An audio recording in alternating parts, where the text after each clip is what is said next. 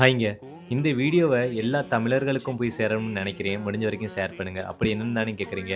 தமிழர்களுடைய பாரம்பரியமான ஒரு குளிர்பானம் இன்னைக்கு கொஞ்சம் கொஞ்சமா அழிஞ்சுகிட்டு வருதுன்னு சொல்லலாம். தாராளமா உறுதியா சொல்லலாம். இது அழிஞ்சுகிட்டு தான் வருது. அப்படி என்னன்னு தானே கேட்குறீங்க? இந்த பானக்கம் ஒரு காலத்தில தமிழர்களுடைய முக்கியமான ஒரு பாரம்பரிய ஒரு குளிர்பானம் எல்லா கோவில் காலங்களிலும், விழா காலங்களிலும் கிடைச்சுக்கிட்டு இருந்தது. இன்னைக்கு வெளிநாட்டவர்களின் குளிர்பானம் வந்த பிறகு நம்மளோட தாய் குளிர்பானம் குறைய தொடங்கிருச்சு. இந்த குளிர்பானத்துக்கு நம்ம இயற்கை தருகிற பொருள தான் நம்ம ஆட் பண்றோம். அப்படி என்னன்னு பார்த்தீங்கன்னா, வெல்லக்கட்டி நம்மளோட வெல்லக்கட்டியும், எலுமிச்சம்பழம், இஞ்சி, ஏலக்காய் இந்த மாரி பொருள வச்சு தான் நம்ம நேரடியா பண்றது. ஆனா, வெளிநாட்டவர்கள் குளிர்பானம் வந்த பிறகு இந்த குளிர்பானம் மெல்ல மெல்ல குறைய தொடங்கிடுச்சு. இது ட்ரெடிஷ்னலா இருந்த குளிர்பானம் இன்னைக்கு எந்த கோவில்லயும் அதிகமா கிராமங்கள்ல கிடைச்சுக்கிட்டு இருந்த குளிர்பானம் இன்னைக்கு அதே கிராமங்கள்ல இது கிடைக்க மாட்டுது. 10 வருஷத்துக்கு முன்னாடி இது கிடைச்ச குளிர்பானம் இன்னைக்கு கிடைக்க மாட்டுதுன்னா, அது வருத்தத்துக்குரியது.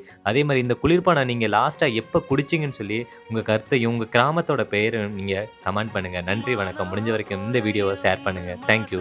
படியும் இன்னும் வீணா கதமும்